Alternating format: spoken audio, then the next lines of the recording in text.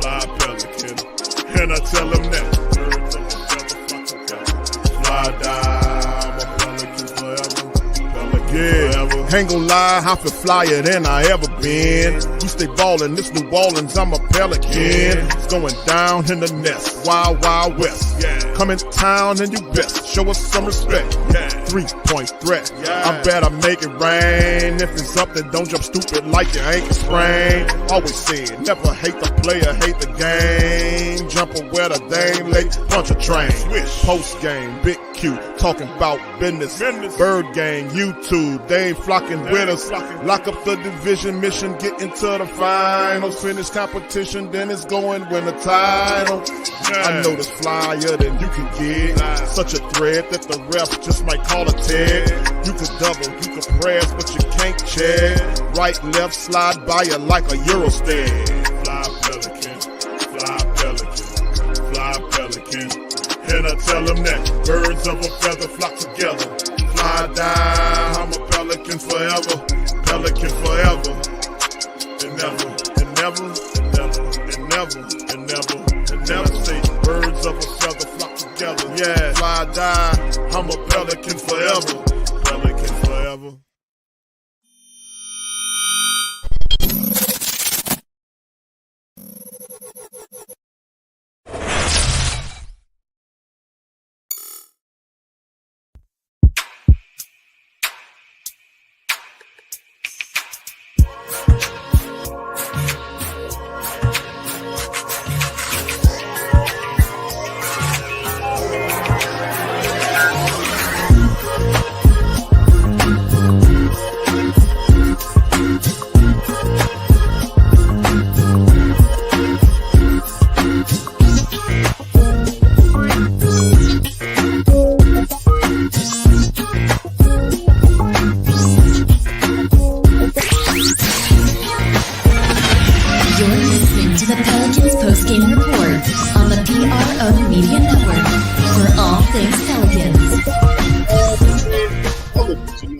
To the Pelican Post-Game Report. Much love to the fam. Appreciate y'all joining us for this late episode of the Pelican Post-Game Report entitled Pelicans Eliminated 123-118 by the OKC Thunder in the Smoothie King Center.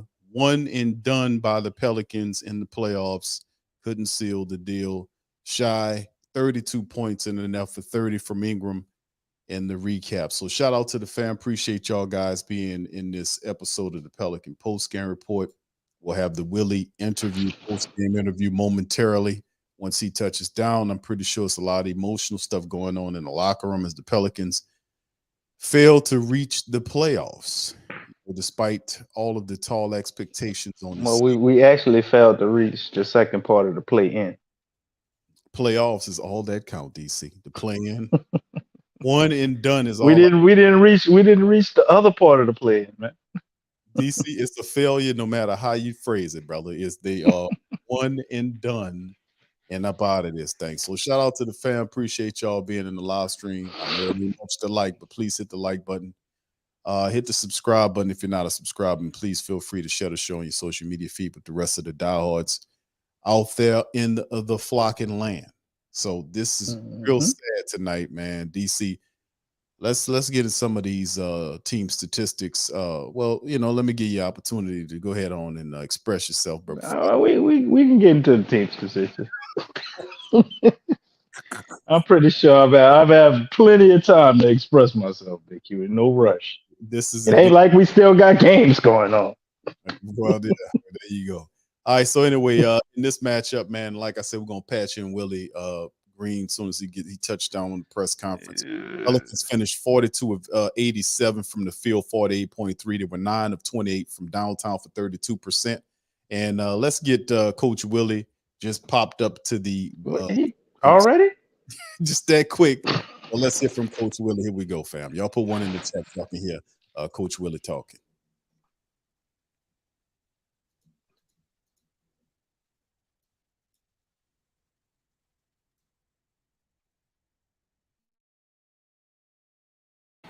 Once again, settling our offense down in the post and making plays from there, and then he rebounds the ball extremely well.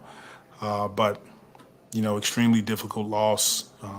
Our guys were disappointed. It was tough, but once again, single game elimination, give Oklahoma their credit. Yeah, you guys came out and seemed pretty hell bent on keeping the ball away from Shai. He was able to shake free in that second half. What did he kind of do just to escape the defense you guys were playing on him in the first half? Yeah, I thought we did a great job on him initially, and then he became a screener, just screening, trying to create mismatches so he can get the ball. He's really good at getting into the paint, drawing fouls, and he had a heck of a game. Yeah, just a tough night for CJ. What did they do to kind of limit his offense tonight? They made him take tough shots, and when he tried to drive, the paint was crowded, and not his best night. But CJ has been one of our leaders all season, and we're all appreciative of the work that he puts in and the work that he puts in on the floor. Just unfortunately, we came up short tonight. And not just this game, how much do you think the thumb affected him, during the final few months of the season? It affected him. He's dealing with a number of injuries that he has to address, and he's not going to complain about it. He's going to go out and practice when he can and play in games when he can.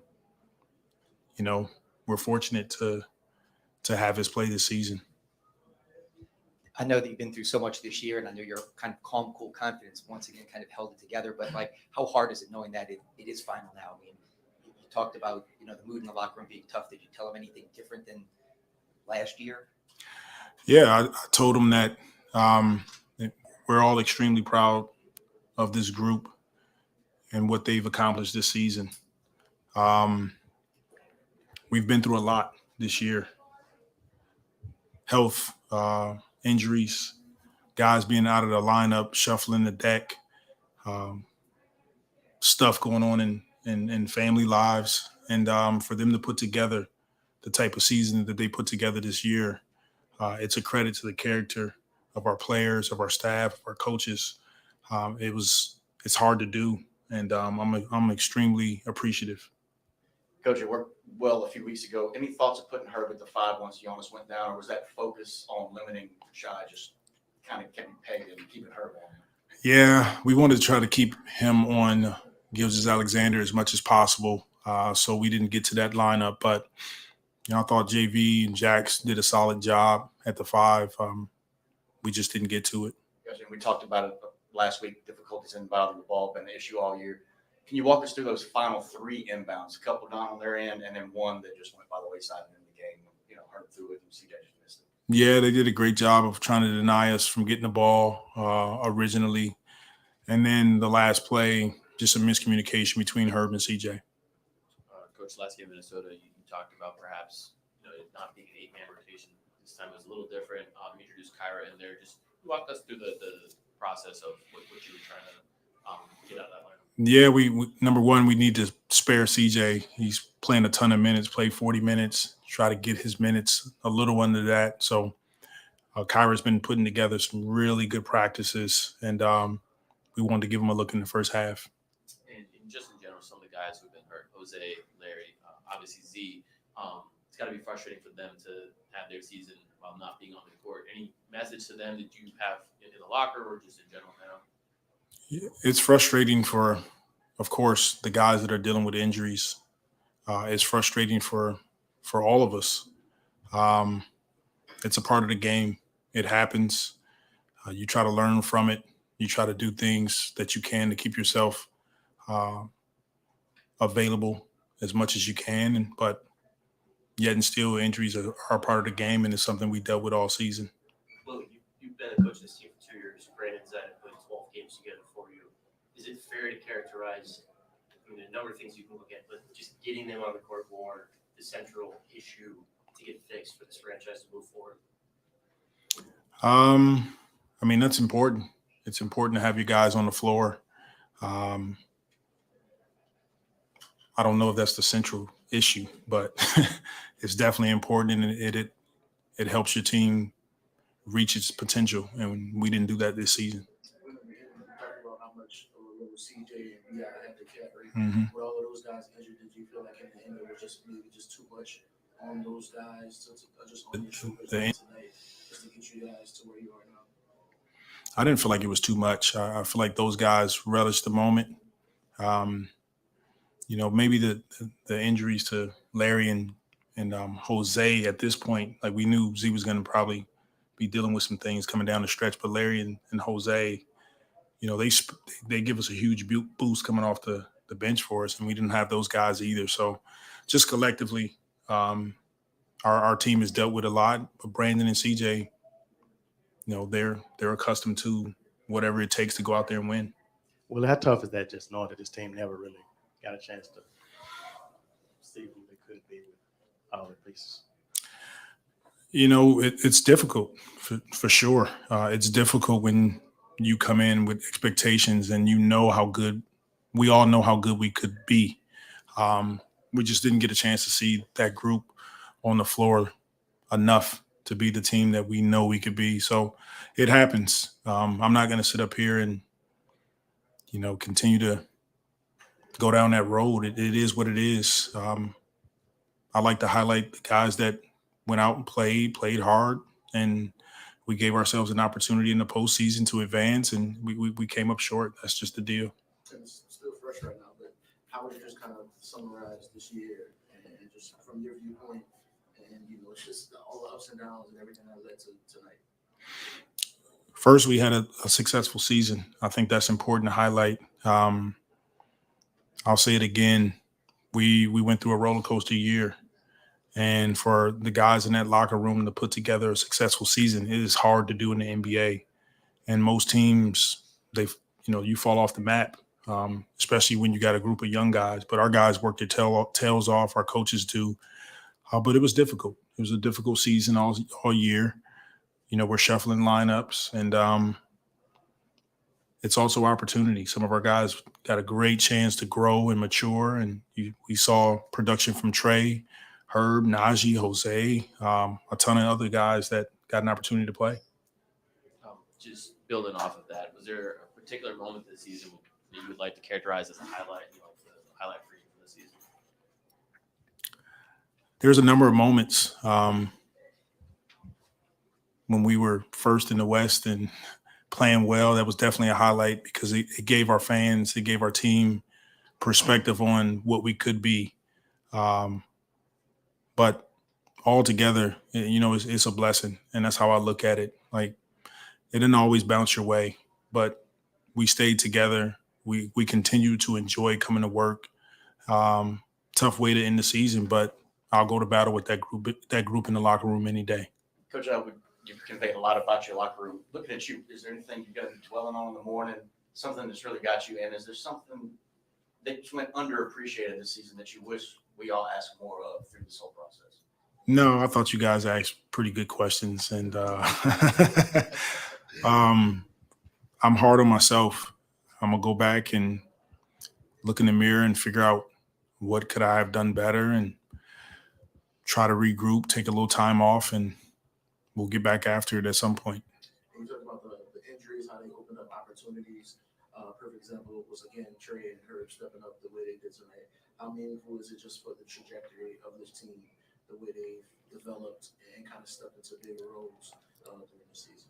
Oh, those guys were great all season long. Trey and Herb, just young leaders, level 5 character, and it was great to see them put together a fantastic year.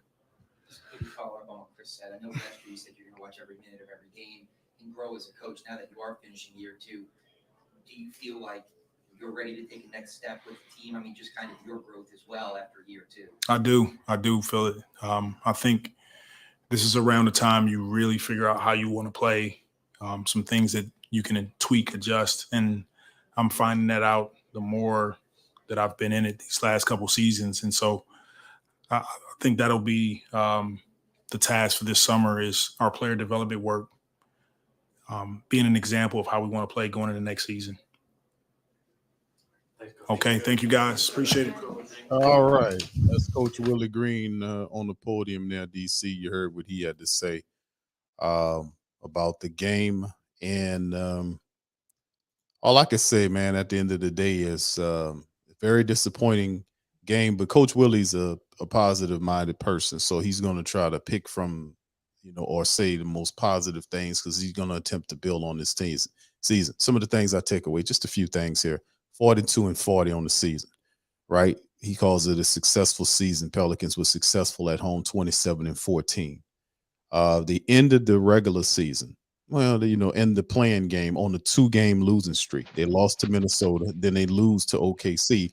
By the way, a team that they swept during the regular season, only to lose to them in the play-in, the first matchup. So this is of That's what's course supposed to happen, bro. of course Willie's not going to focus or fixate on the negative. He's going to focus on the positive because he knows he has years here to coach, and he's going to attempt to do this as a stepping stone to build for even greater things. But we're a young team. You're a young team, and there's some elation here because you don't have to keep answering questions about Zion Williamson. Will he be ready for the playoffs? Because there is none. It ended tonight as a Pelicans, as you called it, DC. And David Griffin gonna finally let me draft whoever I want. Because it didn't work. I won't go that far. No. Damn. So yeah, there you go. So you don't get that either. So anyway, it is what it is, man. Pelicans go down, they eliminated 123-118. You heard Coach Willie talked about it. DC. Let's tackle the stats before the next interview person step up. We're gonna play them too. 42 out of 87 for the Pels. We got multiple interviews tonight. We getting other people a chance, huh? Just one more. We'll probably hear from BI. BI? Yeah, he earned it. 48.3 on the field goal percentage. 99 of 28 from downtown for 32% for the Pelicans. They were 25 of 30 from the charity stripe for 83.3%. Thunder, 42 of 92 for 45.7%, 11 of 37 from downtown for almost 30%, and they were 28 of 32 in your building for 87.5% from the foul line. Pelicans almost 50 rebounds tonight versus 38 by OKC. Assists, Pelicans 27-25. Steals, OKC 7-5 and 5-4 on the blocks. OKC. Pels only 11 turnovers tonight with 21 points off versus 7 by OKC for 11 points off. Fast breaks 13-10 OKC, and points in the paint is also OKC's 58-52. DC, let's get this. Yeah, man. As you can see, a lot of the stats are extremely close. So it's not one of those situations where you're just looking at the stat sheet and you can really tell everything about this game, man. So I'm looking at all of these stats, Q. You normally ask me which stat jumps out to you, right? And looking at these here, you got 1 points off a turnover. Obviously, we surrendered 21 points off of turnovers, so that'll definitely hurt you. But the biggest stat, man, at least on what I'm looking at on mine, I can't actually see it, but I don't know if it's showing on the big screen up here. Show the breakdown. Can you zoom in on the breakdown of the quarters, Q? Can we make that big so the family can see it? Just plastic, just all them stats, all that bullshit. Just go down the breakdown of the quarters. Them numbers still look small. I might need to have an eye test. But anyway, if you look and you see all these numbers here, one of these is not like the other. OKC went and scored 39 points in the third quarter, man. Not only did we allow them to score 39, we had our lowest scoring quarter while we gave them their highest scoring quarter. In my opinion, that's when the game changed. That's when the momentum kind of was sucked away. Everything was close. Prior to that, we built some leads. Coming out after halftime, man, and they found a way to get Shai Gilgeous-Alexander going while also stifling our offense was the turning point in this game, man. And the fact that Jonas Valanciunas had, a double-double, probably 4 or 5 minutes into the second quarter, and then we come out after halftime, bro, and go into the third quarter, and we don't even use him. He didn't score not 1 point. in the third quarter, nor did he even get a shot. But we know he was. That's what jumps out to me in this game. And they played with no center all game, Big Q. I know. Go ahead and do the player stats. That's all I got to say. All right, so DC. So yeah, this is It's I ain't saying Jonas Valanciunas is like we should have relied on him. He gonna take us all the way there. But Yeah, it's just idiot. It's just idiotic to do that. Especially when they really had it going, man. Go to something that could work for you. But he sound like a broken record with that. We see him try to force feed Jonas and turn the turnovers and stuff. But I don't know how you justify him not getting one shot in the third quarter, and the man had a double, not even halfway into the second quarter. So it's just really. Yeah, that is most certainly strange. Yeah, that third quarter, man, 39-24. That was a big quarter that impacted the game. Pelicans did start out well, but just they allowed OKC to close the gap in the fourth quarter, and they just, they, I don't know, like one of the like Stephanie said in the chat. I don't think Stephanie, one of the family members said in the chat, seemed like we wanted it more than they did. So Ingram was the top scorer for the Pelicans tonight in 30 points in 38 minutes. He was 10 of 19 from the field, 1 of 2 from downtown, 9-11 from the charity stripe. He finished with 30.6 boards and 7 assists for BI. 21 from Trey Murphy in 44 minutes of action. That's the lead for the night for the Pels. He was 6 of 16 from the field, 4 of 10 from downtown, perfect from the charity stripe, 21 points, 4 boards, 2 assists, and a steal for Trey Murphy. 20 points from Herb Jones in 39 minutes, 7 of 16, was 1 of 5 from the downtown, 5 of 6 from the free throw line. He finished with 20 points, 5 assists, and 5 boards. For him, 16 from Valanciunas in 30 minutes of action, 7 of 9 from the field. He hit a 3-pointer from the corner, 1 of 2 from the foul line. He finished with 16 points, 18 boards, and 3 assists.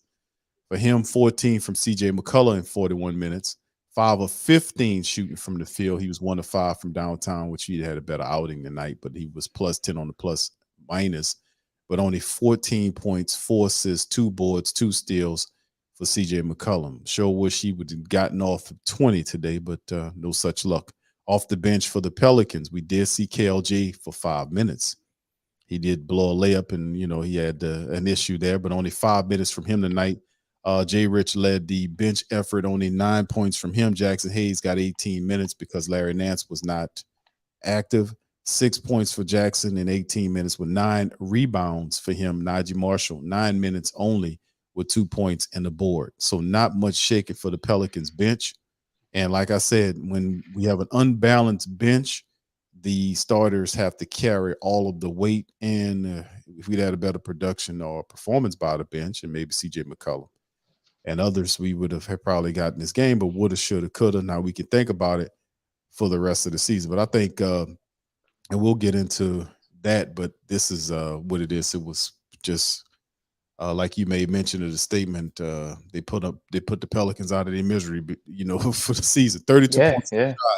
31 for Josh Giddey, almost a triple double for him. 31 points, 10 assists, and 9 boards for Giddey. 32 for Shai in the matchup with 5 boards, 3 assists, and 3 steals. 27 from Lou Dort did not help the Pelicans tonight as well. So with that being said, DC, and we knew what the Williams boys was out there hustling, doing their thing as well.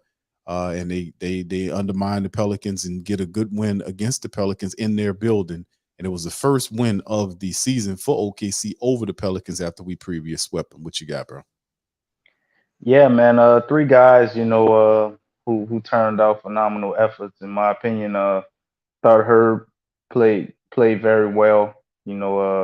At times you could say, I know we may feel he tried to do a little too much, but for him to turn out, 20 points on 16 shots, man, 1 for 5 from 3-point line, you would have liked him to hit a few more.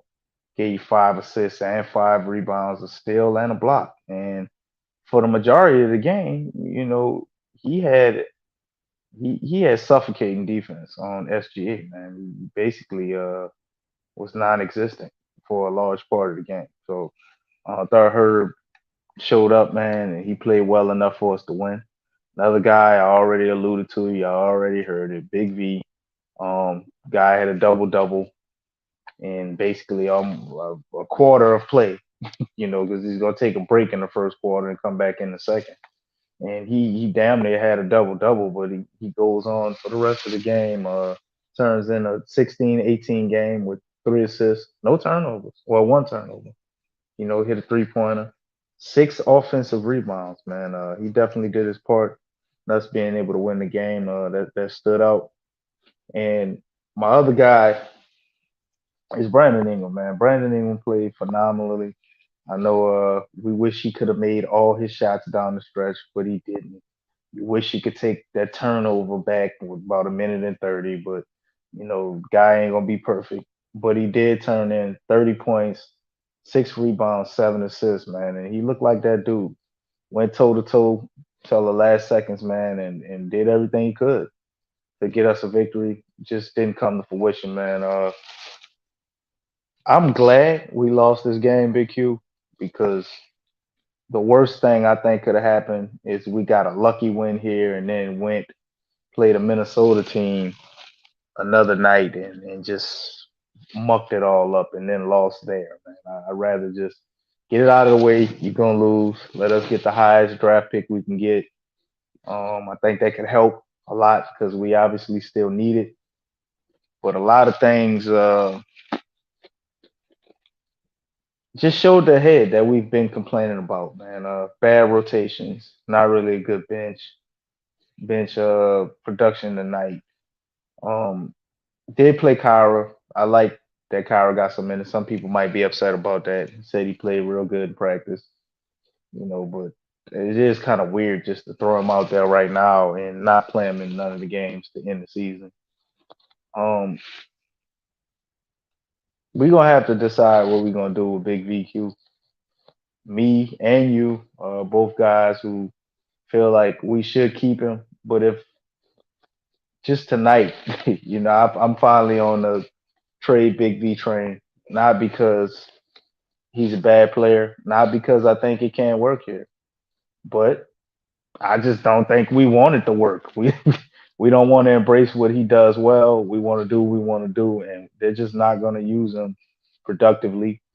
All in all, I understand everybody's upset, but I still think we had a successful season, bearing the circumstances. If you told me that BI was going to miss 35 games and Zion would miss 46 games and we would be 42-40, I would say that's a success. May not feel like that right now, but bearing the circumstances, I believe we did what we could and we made the best out of it. We got to see Trey Murphy step up to a great level, and for a large part of the game tonight, he was doing his thing, man, and he kind of stalled out. Just couldn't put it all together in that playoff atmosphere, and with teams actually starting to hone in on Trey Murphy and treat him like a BI and a CJ sometimes. So you got Herb, man, that stepped his offense up, did his thing. Willie Green obviously had his highs and lows this season. But all in all, man, tonight, bearing all of that, it's just a disappointment. It's a huge disappointment. There's no way you should lose to a Thunder team. We should be upset. They just let it all go, all the momentum that you're building at the end of the year, and just throw it all out the window. You had a nuke dropped on us today with the Zion stuff. All of a sudden, Skip Bayless and all of them talking about he won't be traded again and we should trade him. And I wonder if all this, did that get to him? Or did we just lose the game just because we lost the game? Nonetheless, it's over. We're going to be talking about the offseason and moving towards the draft. But we're going to have a season wrap-up show. So got to get that out the way. And everybody's going to be pissed for the rest of the week. Go Saints. Yeah.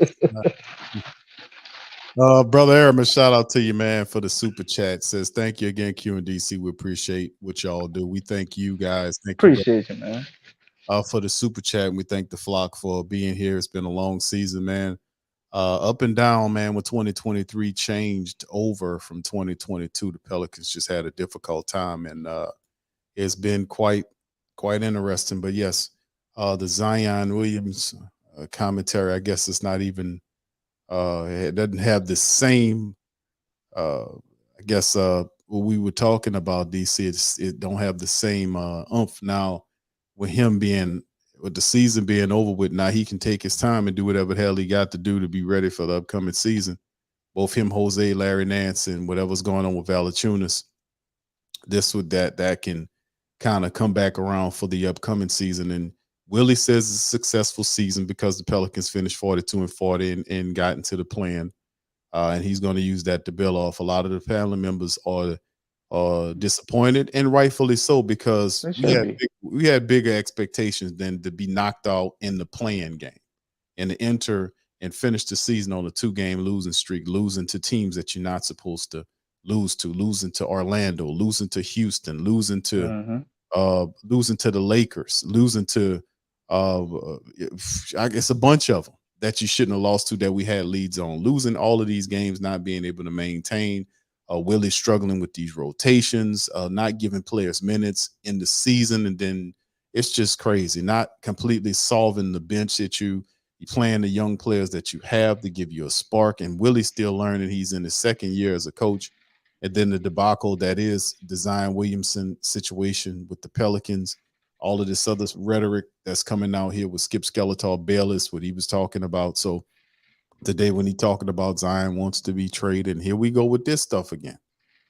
And then the Pelicans, and listen, the Pelicans invite all of this stuff to their front door because how they mishandle David Griffin said he wasn't cleared to play live during the game tonight too. They not cleared to play, so that's down. So all the stuff about Zion is physically ready and mentally da.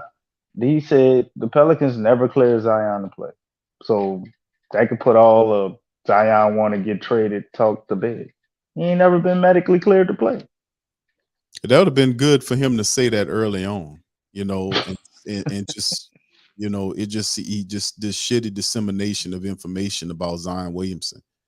Even the insider don't know exactly what what kind of strain. Well, know everything else but that. We need to control our narrative better, man. If you're gonna lie or whatever you want to make people believe, it needs to be solid. Because by us having this loosey-goosey ass bullshit stories, everybody just comes up with all type of crazy stuff surrounding our team, man, and this constant drama. They still are gonna say things if Zion doesn't play regardless. We know that. But just the Pelicans just make them like a huge ass target for the way they handle stuff, man. The information is just so weird. And then when they do make a mistake and everybody gets on them about it, here they come backtracking, saying something else, messing it up more. Just shut the fuck up.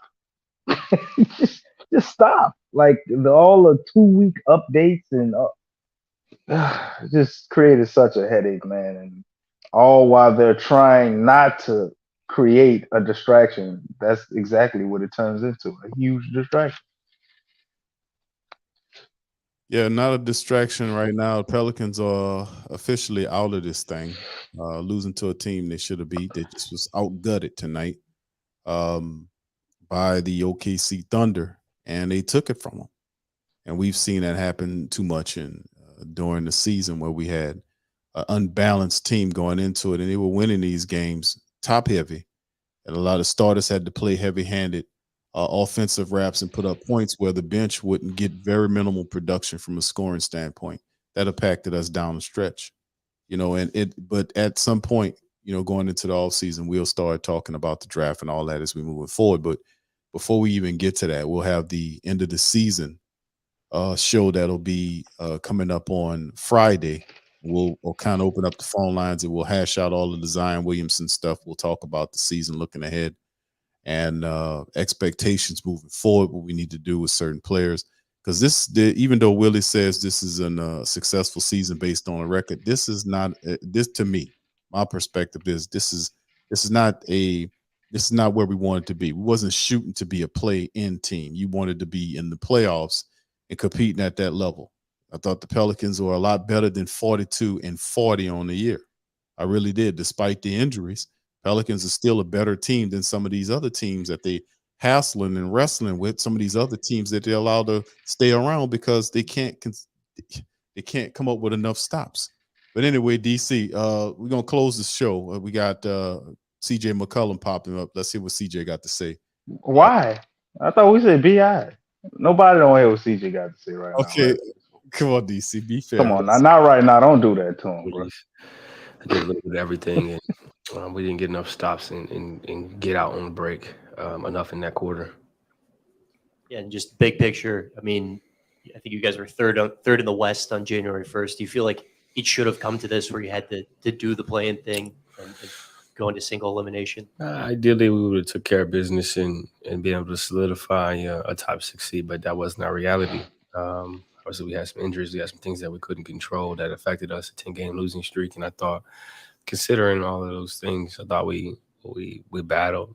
We gave ourselves a chance to potentially have a home game, and we came up short. But credit them. They played a really good game. They executed, and they did enough to win. But for us, we got a lot to work on, and obviously help was a big part of, our lack of success down the stretch. And you've tried. All right, that's DJ McCollum. All right, DC. I like the accountability, man. I actually What's feel on? bad listening to him, man. He sounded like he was crying. But No, he's not crying. okay, well, He's that's what messing it sounded like. I said that was something. But yeah, I mean, he said everything we already knew. They've been saying that we got to find a way to fix it, man. So I'm pretty much on to the future and what we need to do to improve, man. So we don't have the same thing next year. Because if you want to be honest, this year was kind of like a repeat of last year in a lot of ways. So I'd rather it be different. We actually get to see Zion and Bi play together, which I don't even know how many games we even saw that this year. And also, we need to have a better strategy about ourselves offensively. So I'm advocating for new coaches. I think our developmental guys are good, but just we need some fresh blood to help with the offense, man, and help Willie out. Maybe get a guy who actually was a head coach to come in and be an assistant. That was a pretty good head coach, offensively. Maybe somebody like Nate McMillan or something, that can help us figure things out. Can they bring D'Antoni in and have him actually do something instead of be at home on the phone? Can we add him to the staff? I don't think they're gonna take you over there in Philly to try to coach James Harden, so we might as well. But we do those things, man. Figure out what we're gonna do with the center position and possibly hit on I guess we range from maybe 6 to 14 or 12 or something like that in the draft. I think hopefully we can overcome this next year, man, and finally get past all of these hurdles, man, and just the cloud that's over the head of the Pelicans, man. It just seems like nonstop pain. Yeah, it has been quite sad this season, man, to be honest with you, in terms of what happened, especially on the back end, man, how the Pelicans actually just laid down on this one, man. And listen, I can understand if it's a difficult team that you're playing with. No disrespect to the OKC Thunder. They played a gutty game, and they had it on their mind, and we should have, the Pelicans should have been told about that. They dominate and beat the OKC Thunder and swept them out on the regular season. You don't think they would have that mindset coming into the playoffs that we can't let this team totally just blank us out on the entire season? They had more guts in this thing. They were fighting for it every moment, and the Pelicans were not. So one of those things, man. You just look at and you shake your head about what happened with the Zion thing and never getting to fully see and realize and have to keep waiting and keep waiting and keep waiting to see what BI, who has just turned it up and done magnificent things. Herb Jones stepped it up. All of those He guys. just needed a little bit of help, man, and Right. we couldn't give it to him. Couldn't get him. You know, we had Jose. He was getting ready to roll back that thing. So, and then Pelicans just couldn't do enough, man. Couldn't do enough as president, constructed besides the guys, a couple of guys, Jose and Zion, which is big boost to the team. So this going into the season, some questions people going to be asking definitely about Zion Williamson. Is he worth everything going on? And we're not going to talk about that right now. It's kind of late. So what we're going to do? What we're going to do? I talked about it. I answered it. Yes, he's worth it. Thank you, DC. Moving on. Moving on. So what we're going to do is we're going to come back on Friday. We'll have a recap of the season show for the Pelicans, man, and we'll open up the phone lines. I'm pretty sure they'll have a lot of people that'll be upset. Maybe a couple of days to get the Pelican faithful enough to kind of cool down, and we'll talk about it on the next show coming up on the weekend. So with that being said, we're going to get out on that. Listen, I appreciate all the family members for tuning in on this episode of the Pelican Post Game. Damn, Q can't even get his Pelicans. Last remarks all right. Pelicans. Are you fluttered? Are you fluttered, Big Q? No, I'm not fluttered, DC. Okay. Fluttered is what you said. No, I'm not fluttered. I said fluttered. I didn't say you said fluttered. I'm saying can you use it correctly in a sentence, please? Yes, I can. The Pelicans flittered away their season. Oh, that's low, even for you. It's truth, man. I'm sorry, but it might be sour in their belly, but it's absolute truth. The Pelicans flittered away an opportunity. They flithered it away, huh? Flittered away, threw it all away. All right, so with that being said, listen, I appreciate the family. It's been a long season, man. Appreciate the family members for chiming in for the Pelican Post Game Report tonight. Please feel free to hit the like button, hit the subscribe button. If you're not a subscriber, and feel free to share the show. Sharing is caring. Feel free to share the show on your social media feed with other diehard Flock team, the Flockers, man. We'll be back Friday with the recap of the regular season or the season period. We'll talk about what's heading on. We'll touch on the draft. We'll touch on Zion.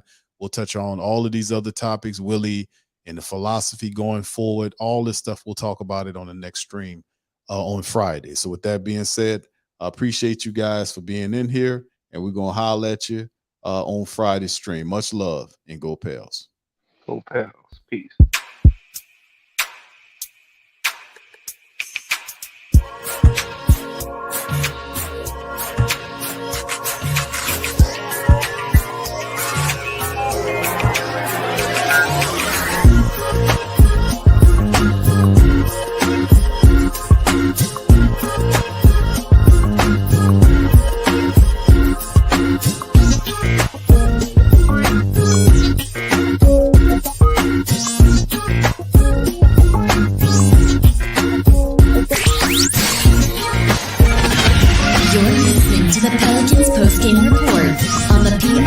Media Network for all things Pelicans.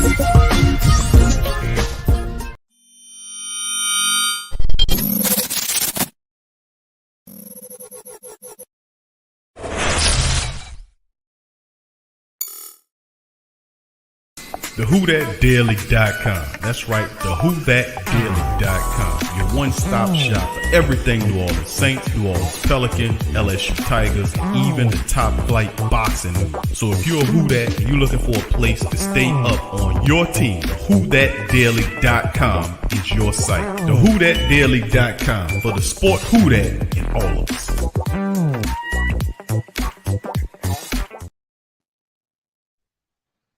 TheWhoThatDaily.com. Check out the Pro Shop. That's right, the Pro Shop is the platform store where you can go and buy all the latest merch to support the platform. Available at the Pro Shops, we have dozens of hundreds of products available for you and your family. Unisex tees for men and women, hoodies and sweatshirts, tank tops, kids and baby items, long sleeve tees, mugs, pillows, wall art, bath bedding, face masks, phone cases, stickers, bags, fanny packs, socks, hats, and many other items. Please feel free to check out the Pro Shops. The link is in the description section below. And remember, it helps the platform continue to grow.